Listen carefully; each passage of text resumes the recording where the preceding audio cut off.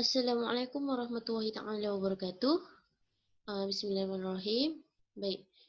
Saya Siti Nur Aisyah binti Syekh Tahir. Nombor matrik di 17310030 daripada Diploma Usuluddin. InsyaAllah hari ini saya akan berkongsi tajuk saya iaitu kecintaan kepada Rasulullah SAW melebihi daripada ibu bapa, anak dan juga seluruh manusia. Taib, okey. Sebelum saya pergi lebih jauh mengenai tajuk ini, jadi saya nak share dekat sini sebuah isu semasa mengenai tajuk saya. Mari kita lihat video yang disertakan ini.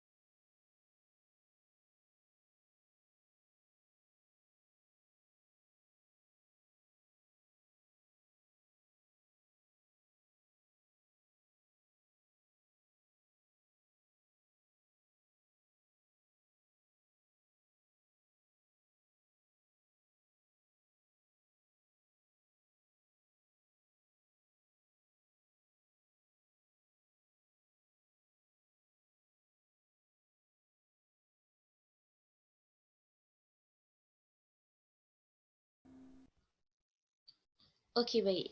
Jadi apa yang dapat saya ringkaskan mengenai video sebentar tadi adalah di mana seorang kartunis di Perancis melukis gambar Rasulullah SAW untuk dengan tujuan sebagai hak kebebasan bersuara. Kemudian ada seorang pemuda yang berumur 18 tahun membunuh beliau disebabkan perbuatan beliau itu.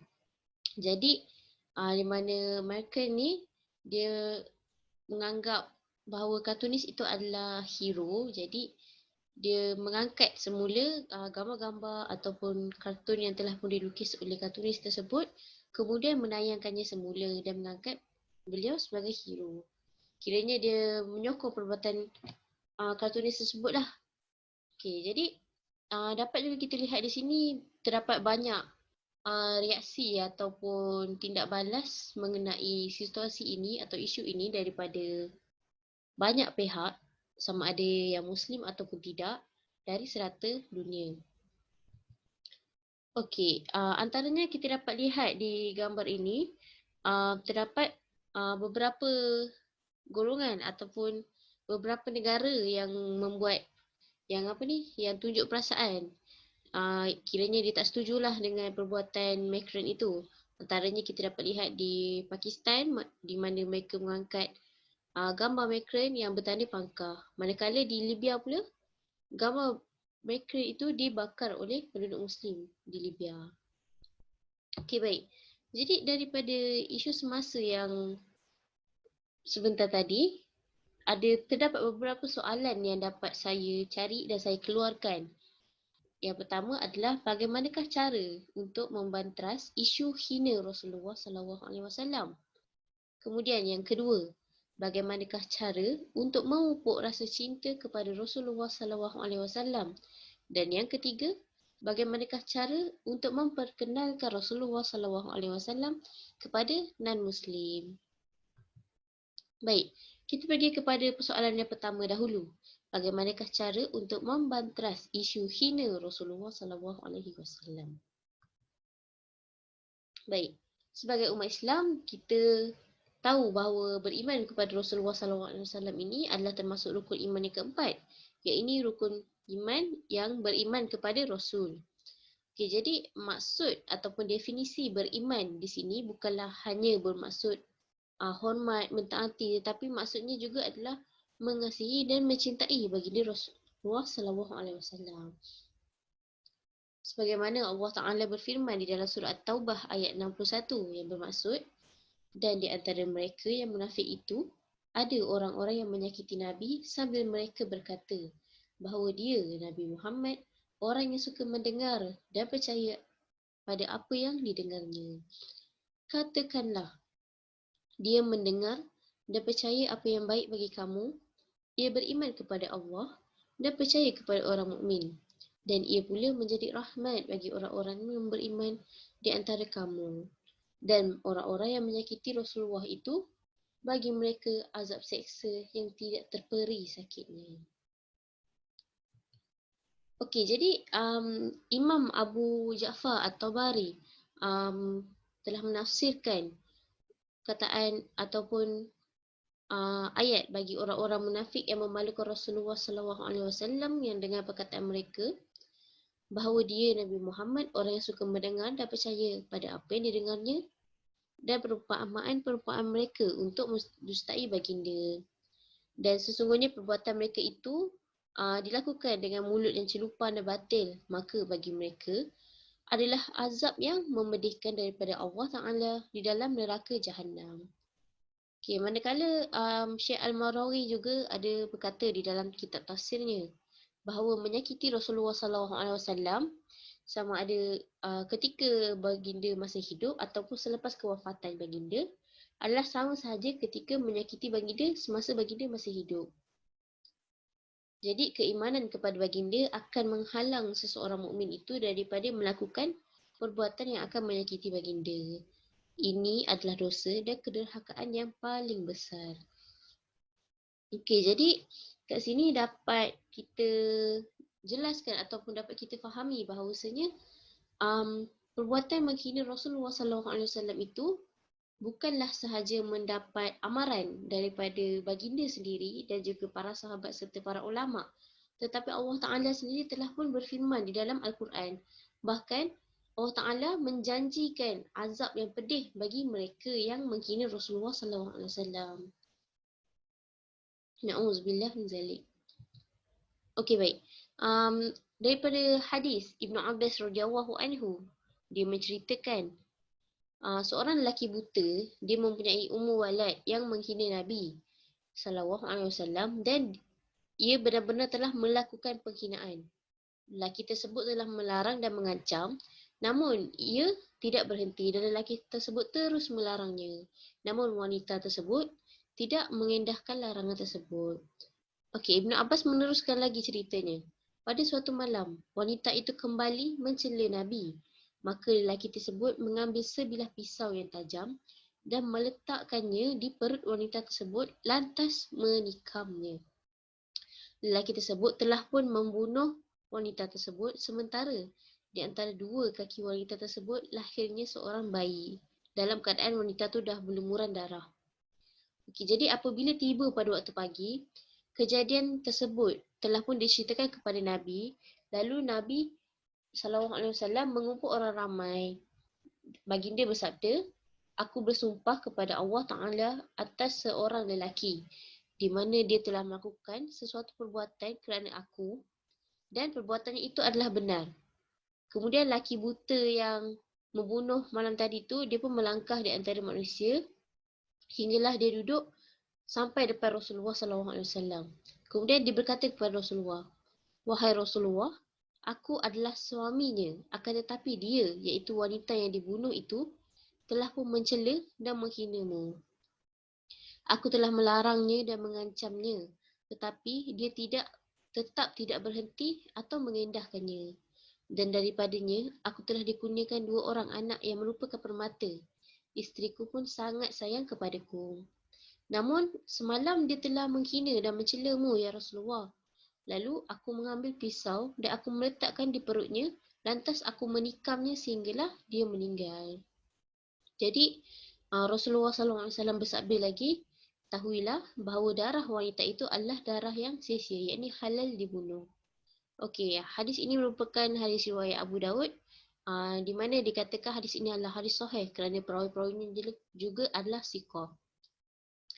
Jadi apa yang kita dapat, secara ringkas apa yang kita dapat faham, bahawasanya lelaki buta itu telah pun membunuh isterinya sendiri, di mana dia memang sangat sayang ke isterinya, tetapi dibunuh isterinya itu kerana isterinya telah menghina dan mencela Rasulullah SAW meskipun dia telah melarangnya berkali-kali. Dan Rasulullah mengatakan bahawa perbuatan lelaki tersebut itu adalah benar kerana dia membunuh, kerana orang itu telah pun menghina Rasulullah SAW. Okey, baik. Jadi di sini apakah hukum yang jelas untuk menghina Rasulullah SAW ini berkaitan dengan siapa, berkaitan dengan mereka yang menghina ni? Okey, jadi Abu Bakar Al-Farisi yang juga merupakan seorang ulama bermazhab Asy-Syafi'i. Okey, jadi Abu Bakar ini berkata, barang siapa yang menghina Nabi SAW seperti menuduh beliau secara nyata, maka dia itu dihukum kafir dengan sepakat ulama. Sekalipun dia bertaubat, tidak akan gugur hukuman bunuh yang telah ditetapkan ke atasnya. Okey. Jadi Abu Bakar kata maksudnya macam siapa yang hina Nabi tu, dia telah pun dijatuhkan hukuman bunuh. Tetapi walaupun dia dah bertaubat, hukuman itu pun tetap tidak akan gugur. Maksudnya hukuman tu still ada pada dirinya. Okey, jadi Imam Ahmad bin Hanbal pula, dia berkata, aku mendengar Abu Abdillah berkata, barang siapa yang mencerca Nabi SAW ataupun menjatuhkan maruah baginda, sama ada orang itu Islam ataupun tidak, maka hendaklah orang itu dibunuh. Dan aku berpendapat bahawa dia perlu dibunuh tanpa perlu disuruh untuk bertaubat. Okay, jadi pandangan Imam Ahmad pun sama juga. Orang yang menghina Rasulullah SAW itu dijatuhkan hukuman bunuh. Tetapi Imam Ahmad bin Hanbal ini dia berkata, dia berpendapat orang itu dibunuh tanpa perlu disuruh taubat pun. Okay, jadi apa yang dapat kita jelaskan di sini adalah hukum menghina Rasulullah SAW ini adalah sangat-sangat berat. Okay, kerana ianya bukan sahaja dia dikata sepakat ulama saja, bahkan Allah Ta'ala sendiri juga menjanjikan azab neraka Jahannam yang pedih bagi orang yang menghina Rasulullah SAW ini. Jadi hendaklah kita sentiasa berhati-hati dalam percakapan kita, dalam perbuatan maupun niat kita sendiri. Dan juga mengingatkan akan orang-orang lain ataupun sama ada orang itu Muslim ataupun tidak berkaitan dengan hukum menghina Rasulullah SAW ini. InsyaAllah. Okay. Seterusnya kita pergi kepada persoalan yang kedua. Bagaimanakah cara untuk memupuk rasa cinta kepada Rasulullah SAW? Baik.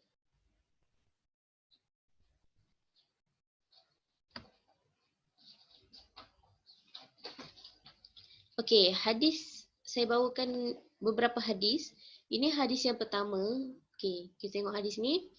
Daripada Anas qala Rasulullah sallallahu alaihi wasallam, la yu'minu 'abdun wa fi hadithi 'Abdul Warithi rajulun hatta akuna ahabba ilaihi min ahlihi wa malihi wan nasi ajma'in. Yang bermaksud daripada Anas radhiyallahu anhu, Rasulullah telah bersabda, tidaklah beriman hamba itu ataupun maksud hamba itu dalam hadis Abdul Waris dia mengatakan seseorang. Jadi tidaklah beriman hamba ataupun seseorang itu sehingga dia mencintai aku daripada keluarganya, hartanya dan sekalian manusia. Riwayat hadis Muslim. Seterusnya hadis yang kedua, an Anas bin Malik qala Rasulullah sallallahu alaihi wasallam la yu'minu ahadukum hatta akuna ahabba ilaih min waladihi wa walidihi wan nasi ajma'in. Okay, daripada Anas bin Malik, dia berkata Rasulullah sallallahu alaihi wasallam telah bersabda, tidaklah beriman seseorang itu sehingga dirinya mencintai aku daripada ibu bapanya, anaknya dan sekalian manusia. Juga daripada riwayat Bukhari. Dan juga hadis yang terakhir, hadis ketiga, yakni hadis yang tambahan daripada An Abi Hurairah radhiyallahu anhu, Ani Rasulullah sallallahu alaihi wasallam qala, fa walladhi nafsi biyadihi la yu'minu ahadukum hatta akuna ahabba ilaihi min waladihi wa walidihi. Okay, daripada Abi Hurairah radhiyallahu anhu, Rasulullah telah bersabda, demi zat yang jiwaku ada di tangannya, tidaklah di antara kamu beriman sehingga aku lebih dicintai daripada orang tua dan anaknya. Okey, baik. Kita pergi kepada latar belakang perawi, yakni Anas bin Malik. Perawi bagi hadis pertama dan yang kedua tadi, yakni hadis utama kita. Okey, mari kita lihat serba sedikit mengenai latar belakang Anas bin Malik. Okey, Anas bin Malik ataupun nama sebenar, nama penuh beliau adalah Anas bin Malik Ibnu Nadar Al-Khazraji Al-Ansari. Beliau merupakan sahabat dan juga hamba Nabi Muhammad SAW yang dikenali. Beliau juga merupakan seorang Ansar daripada kalangan Bani Khazraj. Beliau telah lahir pada tahun Masihi 612 di Madinah Al-Munawwarah, Arab Saudi dan meninggal dunia di Basrah, Iraq pada tahun 709 tahun Masihi. Dikatakan di sini beliau telah berkahwin dengan Zainab binti Nabi. Okey. Ibunya ialah Ummu Sulaim dan bapanya ialah Malik bin An-Nadir bin Damdam bin Zaid bin Haram. Okey, Anas bin Malik ni telah menjadi hamba kepada Rasulullah SAW sejak dia berumur 10 tahun lagi, sehinggalah baginda SAW wafat. Okay, jadi memang sangat-sangat lamalah dia menjadi hamba Rasulullah, daripada dia kecil, daripada dia budak kan sampailah Rasulullah SAW wafat. Okey. Selain dia mendapat keistimewaan melayani Rasulullah menjadi hamba baginda, dia juga telah mendapat satu doa yang khusus. Ibu dia sendiri, Ummu Sulaim, yang minta kepada Rasulullah satu doa khusus daripada Rasulullah untuk Anas. Okay, dan doanya ialah, ya Allah, berikanlah ia harta yang melimpah, keturunan yang banyak dan masukkanlah ia ke syurga. Okay, jadi ada juga riwayat lain yang kata Rasulullah ada tambah sikit doa untuk Anas ni, iaitu dan panjangkanlah umurnya. Okay, jadi berkat doa Rasulullah ini kepada Anas itu, dikatakan di sini Anas pada ketika di mana dia dewasa, dia telah pun memiliki kebun kurma yang sangat luas. Bahkan dia juga dikurniakan anak dan cucu yang banyak. Bahkan orang kata sehingga beliau wafat, dia memiliki anak seramai 120 orang anak. Anas bin Malik juga dipanjangkan umurnya sehingga 107 tahun dan dia termasuk antara sahabat yang terakhir meninggal di kota Basrah, Iraq. Selain merupakan hamba dan sahabat Rasulullah, Anas bin Malik ni juga seorang menghafal hadis. Okey, dia telah menghafal antara sahabat yang menghafal hadis yang banyak. Dan dia telah menghafal sebanyak 2286 buah hadis. Masya-Allah. Okey, dan Abu Hurairah ada mengatakan bahawa Anas ini adalah orang yang paling serupa solatnya dengan Rasulullah SAW. Jadi dapatlah kita fahami di sini bahawa Anas bin Malik ni bukan saja dikatakan hamba yang melayani Rasulullah, tetapi merupakan sahabat yang sangat akrab dengan Rasulullah. Sebab itulah dia banyak menghafal hadis, meriwayatkan hadis, bahkan juga solat dia pun paling serupa dengan Rasulullah. Betapa beruntungnya Anas bin Malik ini. Masya Allah. Okey, kita tengok pula pada slide seterusnya.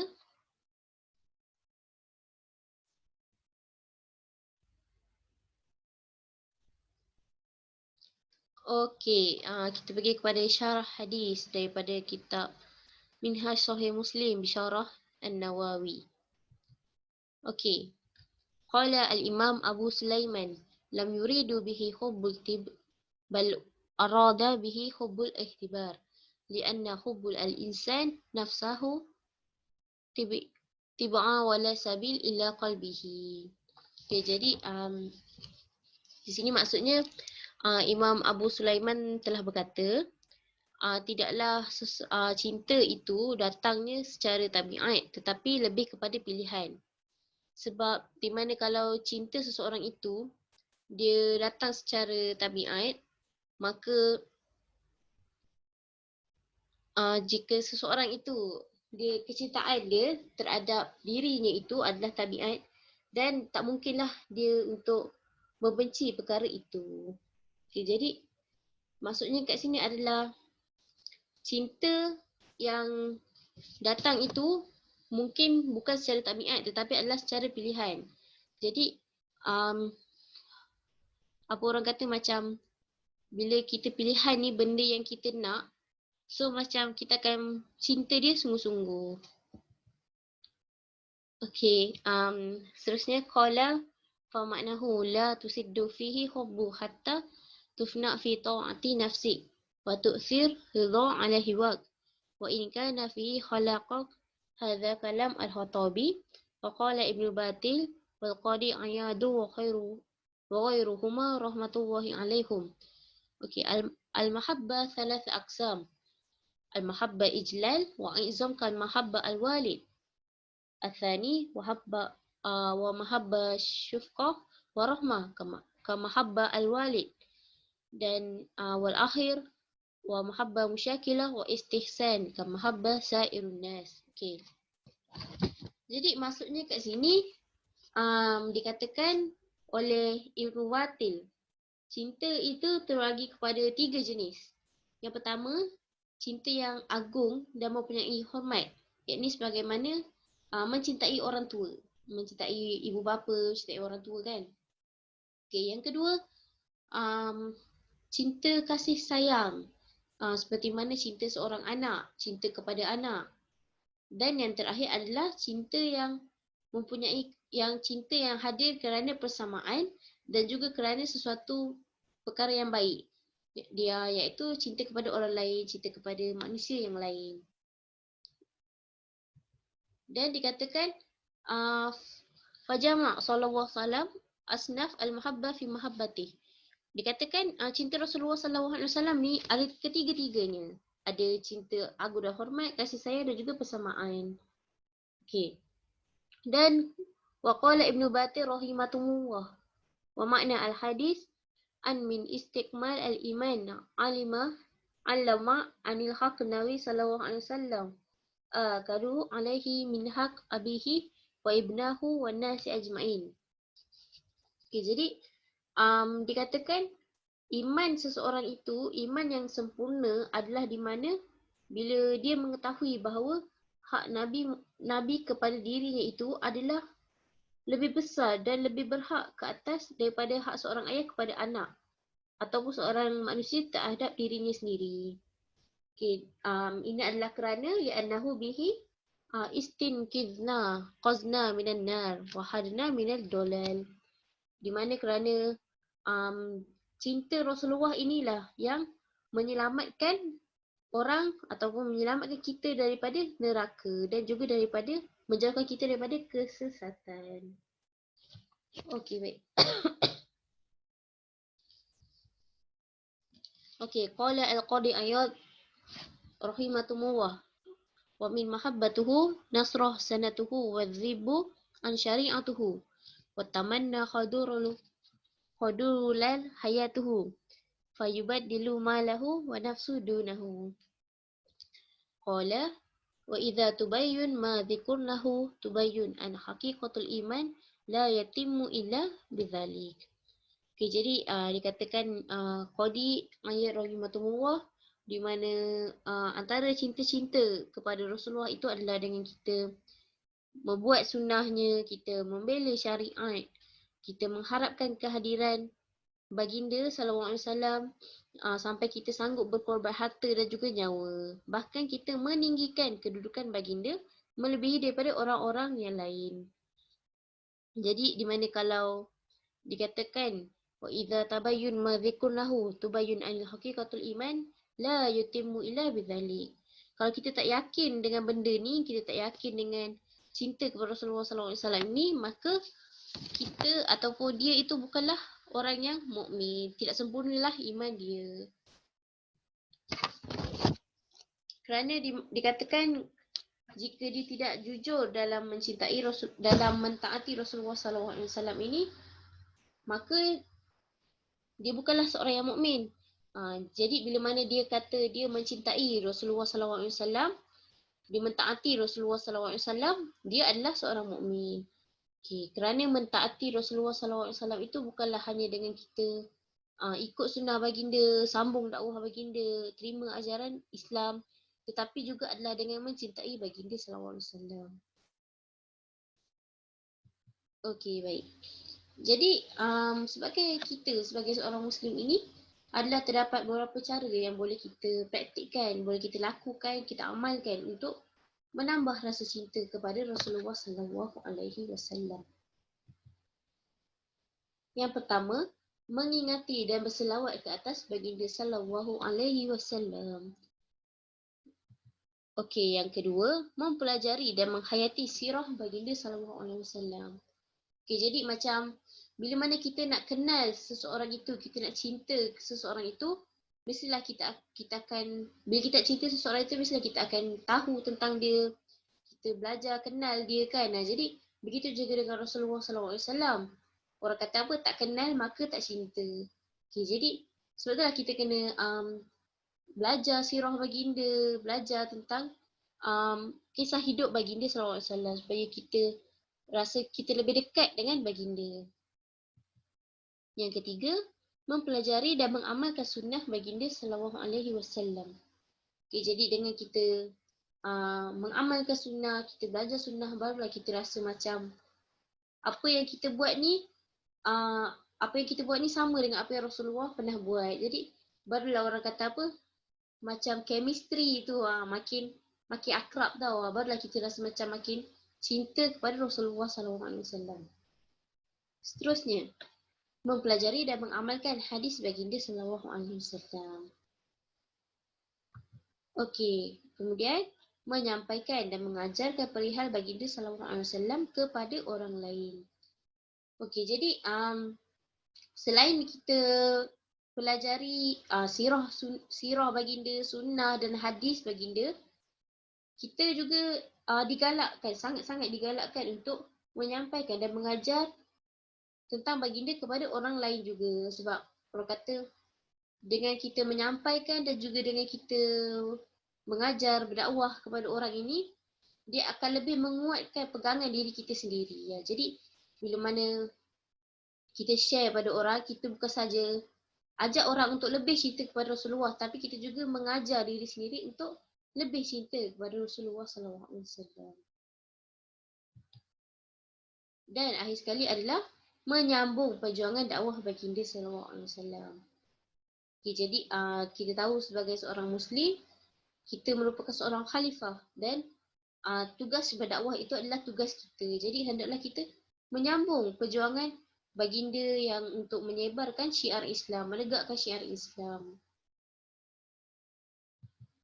Okey, baik. Seterusnya kita ke persoalan yang terakhir, iaitu persoalan yang ketiga. Bagaimanakah cara untuk kita perkenalkan Rasulullah sallallahu alaihi wasallam ini kepada non-Muslim, yakni kepada mereka yang kafir, yang bukan daripada agama Islam, bukan umat Islam. Baik. Okey, kiranya umum mengetahui kalau hampir setiap manusia dekat muka bumi ni tahu tentang kewujudan Muhammad bin Abdullah sebagai seorang Nabi dan Rasul bagi agama Islam. Jadi orang kata hampir setiap manusia lah kat muka bumi ni tahu tentang Rasulullah. Tahu beliau merupakan Nabi dan Rasul bagi agama Islam. Bahkan beliau bukan saja dikenali kerana beliau seorang Nabi dan Rasul, tetapi juga beliau sangat-sangat dikenali disebabkan kepribadian akhlak baginda yang sangat mulia. Okay, jadi walaupun baginda telah wafat pada tahun 632 Masihi, namun baginda sangat dikenali sehinggalah ke hari ini, tahun 2021. Okay, bayangkan orang kata kita hampir 1000 tahun lebih berbeza dengan tahun kewafatan baginda. Tetapi pada tahun ini baginda sangat-sangat masih dikenali. Bahkan bukan daripada kita saja umat Islam, tetapi juga bagi mereka yang kafir. Okay, antara contoh di sini saya ambil di internet mengenai 100 tokoh. Dikatakan Nabi Muhammad SAW merupakan tokoh yang pertama. Okay, jadi ini bukan sajalah, bukannya research daripada tahun yang beratus-ratus tahun lepas, tetapi research daripada tahun ni, tahun 2021. Jadi dikatakan Nabi Muhammad ini masih menepati kedudukan nombor 1, yakni manusia yang paling berpengaruh di seluruh dunia. Okey, baik. Meskipun Nabi Muhammad itu dikenali sekalian manusia, namun mereka yakni orang kafir tidaklah mengenali baginda secara jelas sebagaimana kita mengenalinya. Ini kerana macam kiranya diorang tahu Nabi Muhammad, diorang tahu Rasulullah Muhammad ialah Nabi orang Islam, adalah Rasul Allah. Diorang tahu yang serba sikit tentang sirah baginda mungkin mereka pernah dengar kan, dan diorang juga tahu yang baginda ini merupakan akhlak manusia yang paling perfect akhlaknya. Tapi diorang tak tahu mana sudut yang lebih terperinci dan jelas sebagaimana kita tahu. Di mana mereka tak tahu tentang sirah baginda, sunnah, hadis dan sebagainya. Jadi macam mana kita yang sebagai umat Islam ini, sebagai seorang Muslim ini nak ceritakan ataupun nak berdakwah pada mereka yang non-Muslim mengenai Rasulullah? Okay, jadi antara caranya ialah menerusi penceritaan secara langsung mengenai baginda sallallahu alaihi wasallam. Okay, jadi maksudnya kat sini kita cerita direct.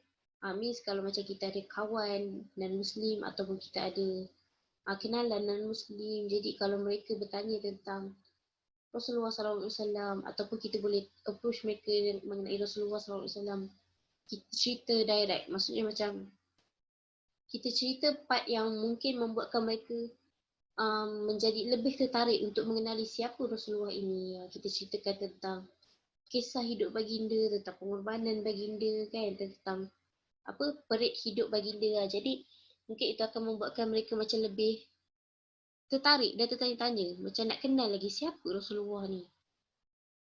Okay, seterusnya menerusi kepribadian dan pengamalan sunnah dalam diri kita sendiri. Okay, jadi orang kata orang kafir ni mereka tidak mempelajari Islam kerana yelah bukan agama mereka kan, jadi mereka tidak mempelajari Islam, tidak mempelajari Al-Quran, tetapi mereka mempelajari dan menilai Muslim. Jadi di mana mereka melihat Islam dalam diri Muslim. Jadi nak dikatakan kita orang Islam ni adalah role model lah terhadap agama kita sendiri. Jadi mereka melihat macam mana akhlak kita orang Muslim, macam mana kita amalkan sunnah, kita amalkan benda-benda dalam hidup kita, perbuatan dalam hidup kita kan. Jadi apa yang kita buat dalam kehidupan kita itulah yang bagi mereka, oh macam inilah Islam. Jadi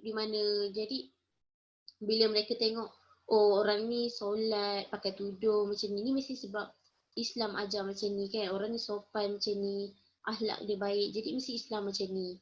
Jadi kalau dia tengok pula orang yang yang akhlak ni kurang baik, akhlaknya mazmumah, jadi mesti dia macam adakah macam ni Islam ajar? Kan? Jadi sebab kerana mereka tak belajar tentang agama Islam, jadi mereka tak tahu. Jadi mereka akan, orang kata akan judge Islam daripada penampilan seorang Muslim. Jadi sebab itulah orang kata kita ni kan role model agama, jadi akhlak kita mencerminkan diri kita. Bahkan bukan mencermin diri kita saja, tetapi mencerminkan iman dan agama kita. Jadi sebagai kesimpulan, kita ni seorang Muslim, kita ni hendaklah sentiasa berusaha untuk tambahkan kecintaan kita kepada Rasulullah. Jadi sebab mencintai baginda ini juga termasuk dalam keimanan kita terhadap baginda. Takkan sempurna iman kita kalau kita tak mencintai baginda sallallahu alaihi wasallam. Dan sesungguhnya dengan kita berusaha untuk mencintai baginda dengan lebih dalam, ini akan membuatkan kita menjadi seorang Muslim yang lebih baik, dan hidup kita insya-Allah akan menjadi lebih berkat dan tenang. Kerana setiap pelakuan dan situasi yang kita buat, yang terjadi dalam kehidupan kita ini adalah mengandungi dan disandarkan dengan hadis dan sunnah Rasulullah. Okay. Ni kalau kita kalau kita kaji ataupun kita perbanyakkan membaca hadis dan juga sunnah Rasulullah SAW ini, dapat kita lihat bukan sahaja dari sudut agama, tetapi juga dari sudut saintifik. Orang kata banyak dah dijelaskan tentang kebaikan-kebaikan sunnah baginda ini. Okay, misalnya kalau kita lihat contoh baginda kata kenapa sunnah memakai wangi-wangian untuk lelaki kan. Jadi yelah macam kalau kita sendiri kan, secara logiknya pakai wangi-wangian tu kan macam akan lebih membuat ke orang tenang dengan kita kan, buat orang rasa macam selesa dengan kita. Jadi kenapa pula Rasulullah kata itu sunnah, ini sunnah. Jadi setiap perkara yang Rasulullah buat yang dikatakan sunnah itu, setiap itu bukan sahaja orang kata, bukan Rasulullah cakap suka-suka. Ada sebab dia.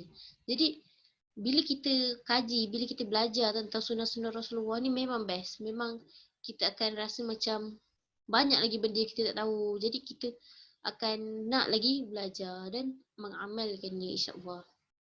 Dan akhir kata, seperti yang saya ulang sekali lagi, kita umat Islam ini adalah role model kepada agama sendiri. Ini kerana mereka non-Muslim tak belajar Islam menerusi ajaran Islam, syariat Islam. Tetapi mereka melihat Islam menerusi penggaulanya, iaitu umat Islam. Dan secara kita sedar ataupun tidak, kepribadian akhlak kita adalah impak bagaimana pandangan masyarakat kafir terhadap Islam itu sendiri. Okay, jadi orang kata kesimpulan untuk isu semasa yang pada awal tadi, apa yang saya dapat simpulkan kat sini, di mana terdapat juga, kalau kita lihat dalam video tadi kan, terdapat juga non-Muslim yang menyokong maksudnya yang membantah perbuatan McLaren itu, yang menyokong umat Islam walaupun mereka sendiri bukan Islam. Jadi dapat kita lihat kat sini, walaupun mereka tidak menganut agama Islam, mereka merupakan non-Muslim, tetapi mereka orang kata menghormati agama kita, menghormati Rasulullah SAW. Jadi kitalah yang menjadi contoh kepada mereka, yang menyebabkan mereka berasa kenapa aku kena hormat Nabi diorang ni kan. Jadi semuanya tu atas diri kita juga. Jadi hendaklah kita, di samping kita berusaha untuk berdakwah kepada orang lain, kita dakwah juga kepada diri kita sendiri, insya-Allah.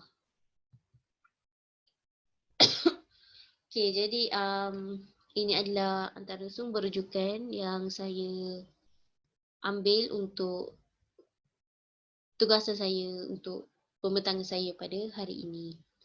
Antaranya adalah laman web Ashraf Awani mengenai isu semasa, iaitu individu paling dibenci dunia Islam ketika ini. Seterusnya mengenai latar belakang Anas bin Malik di Wikipedia. Seterusnya juga latar belakang Anas bin Malik di laman web Madani. Seterusnya menggunakan kitab Minhaj Sahih Muslim Syarah Imam Nawawi version bahasa Melayu dan juga bahasa Arab. Dan akhir sekali adalah laman web rasmi Mufti Wilayah mengenai menghina Rasulullah SAW. Okey, baik. Sekian itu saja daripada saya. Maaf atas salah silap ataupun tersilap kata dan juga bahasa. Terima kasih. Jazakumullah khairan.